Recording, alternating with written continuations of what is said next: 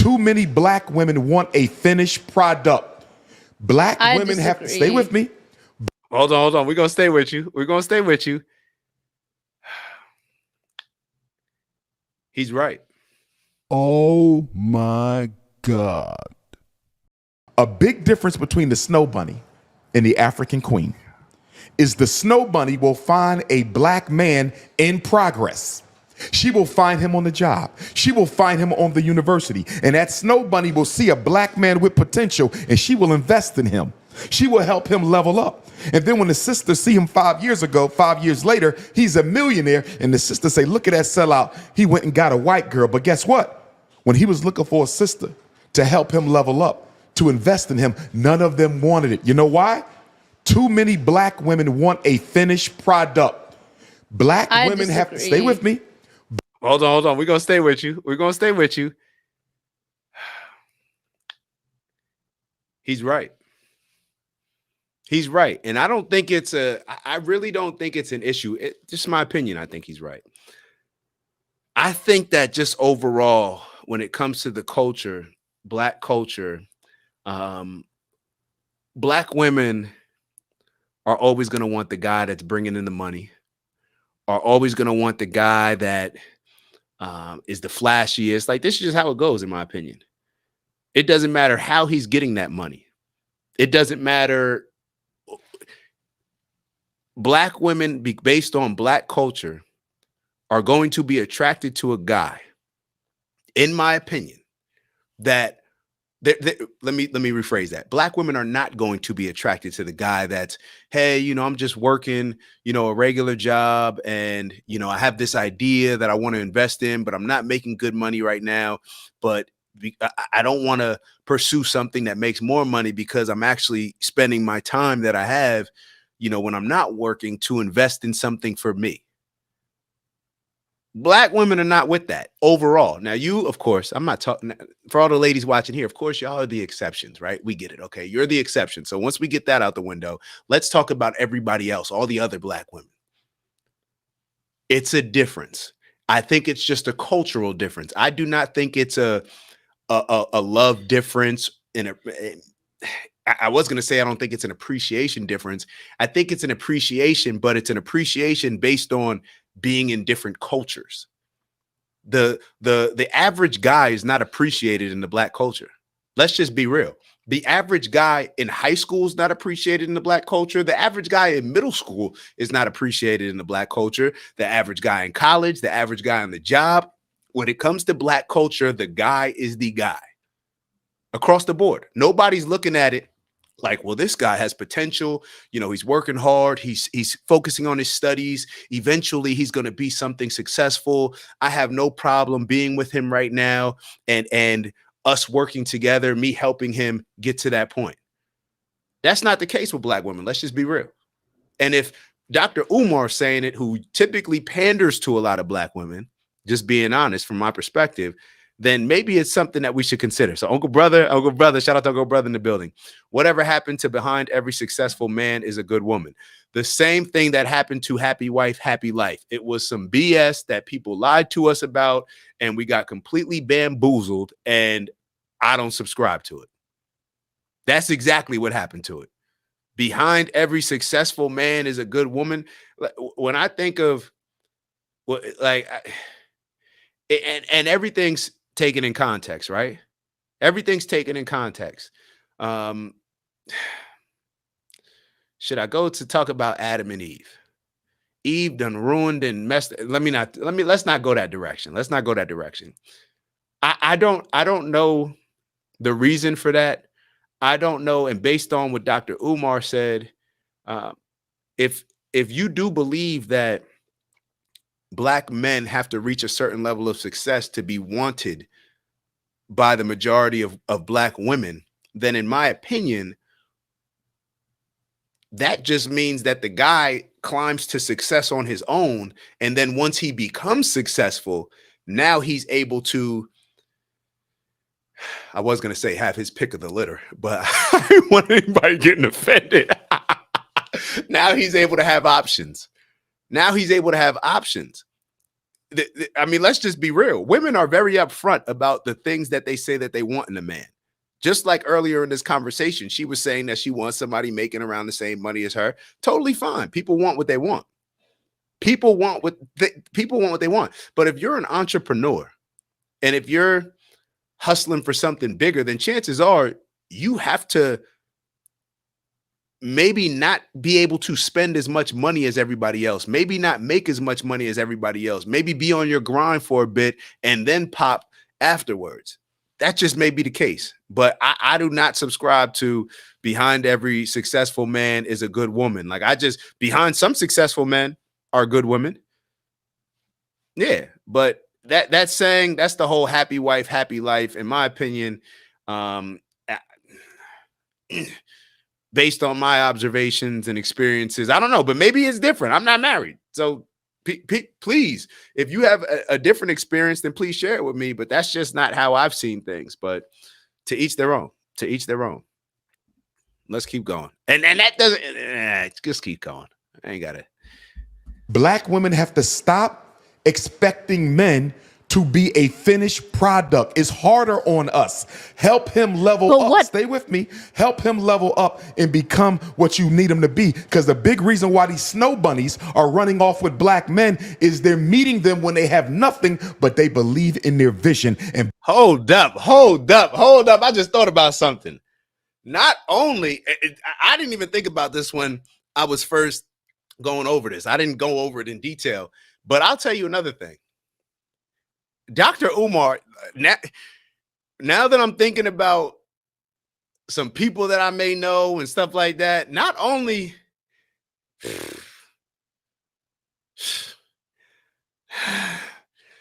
I hate to say it, but just being honest, actually, I don't hate to say it because it's the truth.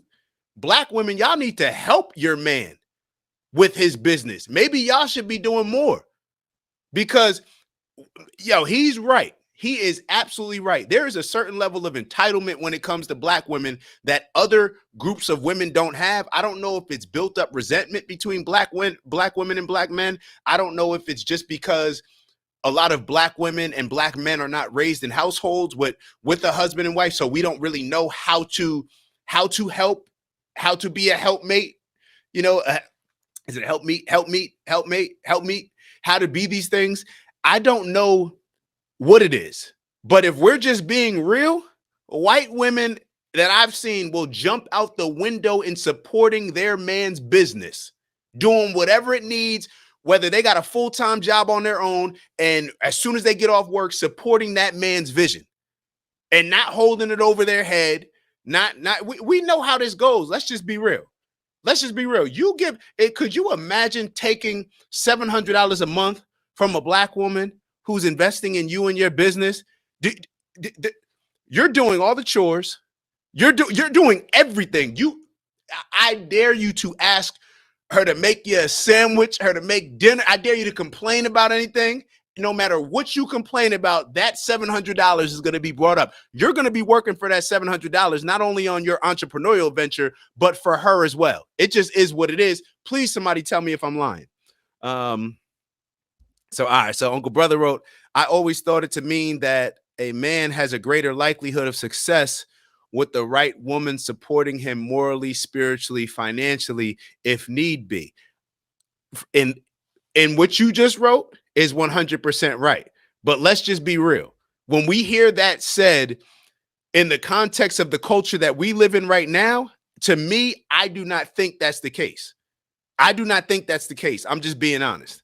I don't think that when we hear behind every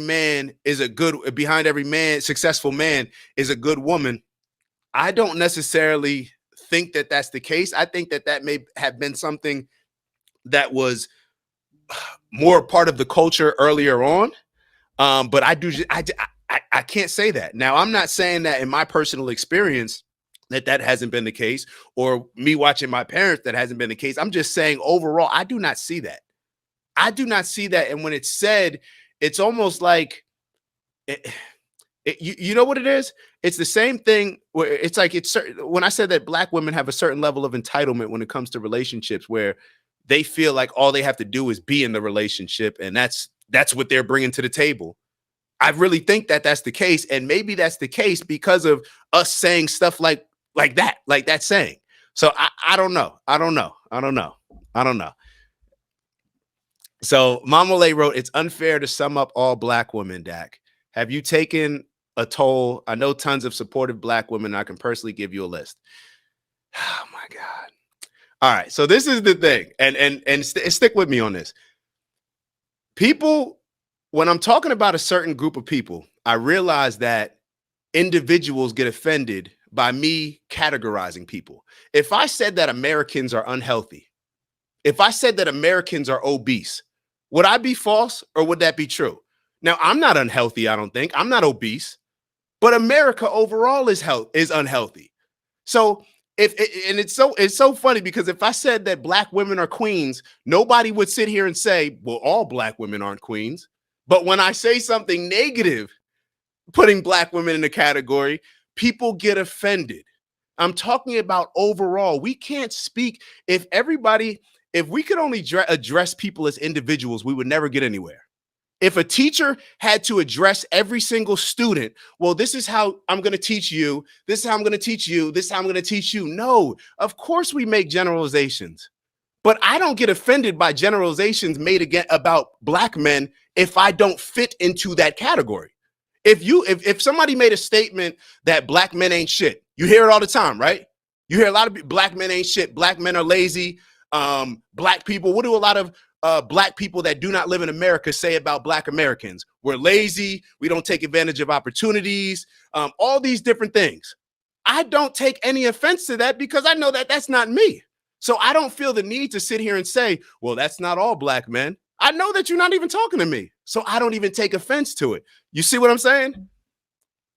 Of course, it's a broad statement. Everything that we do on this show is a broad statement. When I got to ask you, when I make broad statements about Democrats, when I make broad statements about people not being woke, you agree with me on those broad statements. So why does this broad statement trigger you somehow? That's what I would ask. Why does this broad statement bother you? Because I make broad generalizations all the time. If you watch any show, any YouTube show, that's what people are making, broad generalizations.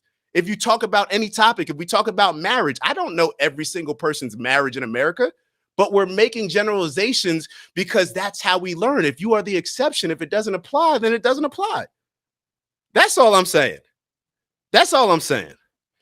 So overall from where is all I'm trying to understand. I'm not sure what you mean. Have you taken a toll? Yes, I talked. Hold on. Let me be clear. I talk to a lot of black women, a lot of young black women, and I observe a lot of black women. Both. I have conversations with Maya and a whole bunch of her friends. We actually speak about their relationships. I've had sit downs with them going over like, yo, they're asking me questions about from my perspective, different situations that they're going through. Of course, I'm in it. I'm in it. I feel like we waste so much time when instead of just acknowledging a shortcoming of a shortcoming, and it's like here you have it's like if a woman said something about black men that I did not agree with, I would internalize it. I would look at myself. I would look in the mirror and say, "Damn, does this apply to me?" Okay, if it doesn't, all right, it doesn't. But maybe it does. Maybe this is an area that I can do better in. Maybe this is an area that I can work on. So I I don't know. I don't know.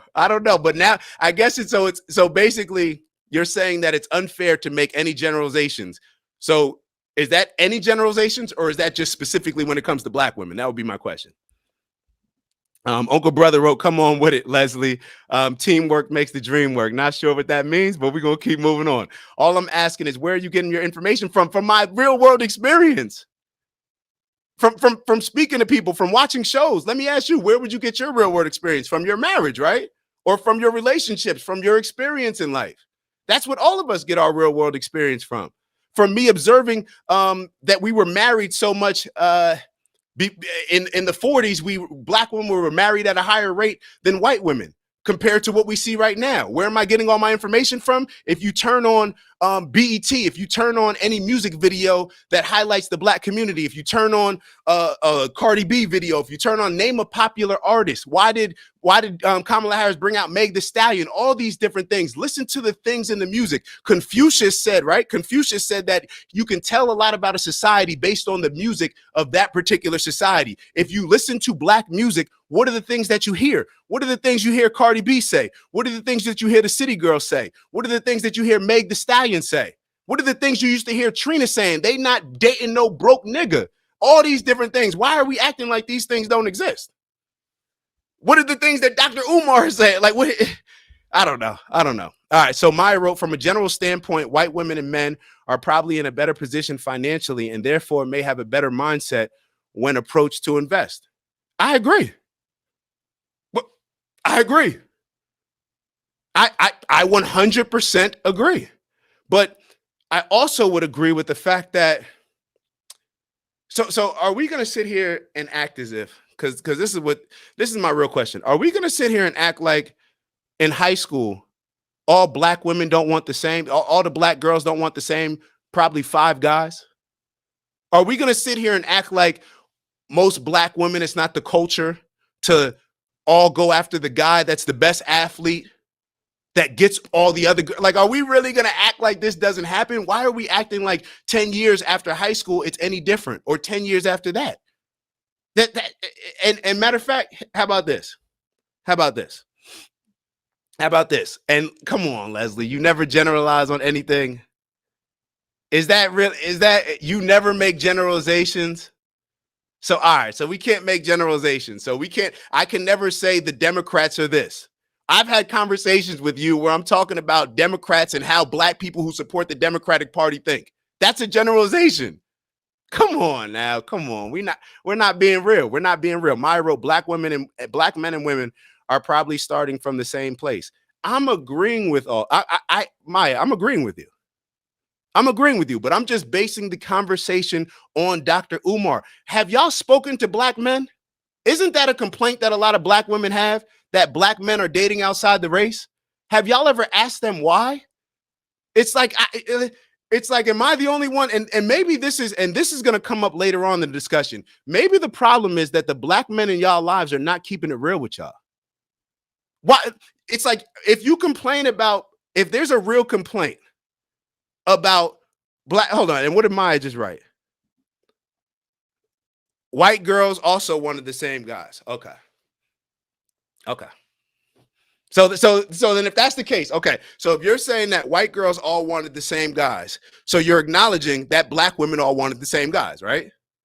So what I'm saying, and what Dr. Umar's saying, and based on what a lot of complaints that women have, are we going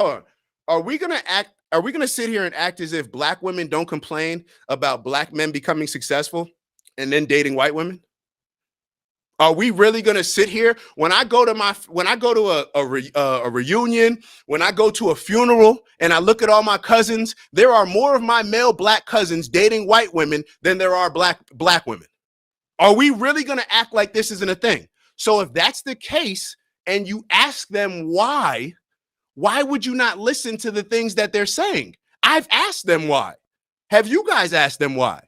Matter of fact, I've spoken to, I believe that, Maya, let's be honest, I believe somebody in your family, I believe has made it very clear, and I shouldn't, y'all told me not to generalize, right? And when I get specific, don't be specific, don't generalize. All right, cool.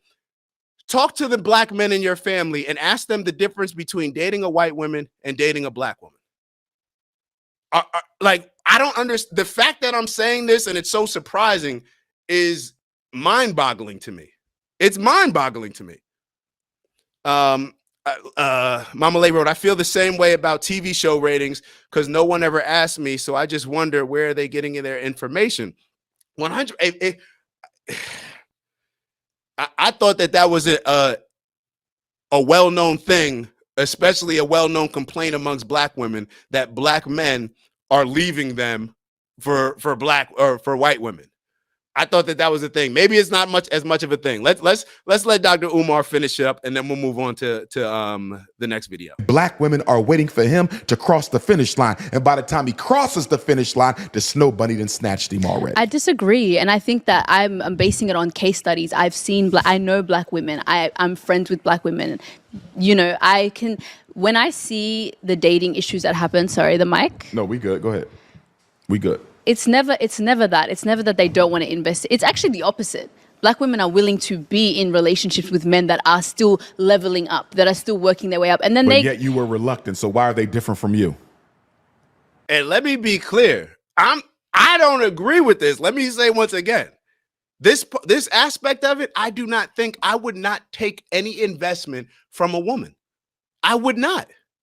So I would never bank on, I just wouldn't feel comfortable.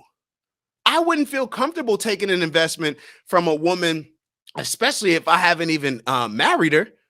If a woman's not comfortable marrying me because I'm not making enough money, do you think I'm going to take an investment for, like, I just wouldn't do it. I just wouldn't do it. That's just me. Well, maybe because I've been through. And maybe mine is too much ego, too much pride. I'm perfectly okay with acknowledging that. Perfectly okay. That, and now I'm not trying to do that right now. Do you know what I mean? I've been through a relationship where I have supported someone and it went really badly for me. You know what I mean? So for me now, I'm not looking to, I don't need to coddle a man and be there. And I've worked my way up the same way. Investing in a man is not coddling. I don't think you need to invest. I don't think it's necessary in that way. Why is it only, but why is it? Oh, let me ask a question. This is for Leslie, Uncle Brother, and Maya. What is the problem between black men and black women? What is the problem? I'm just wondering, is there no problem?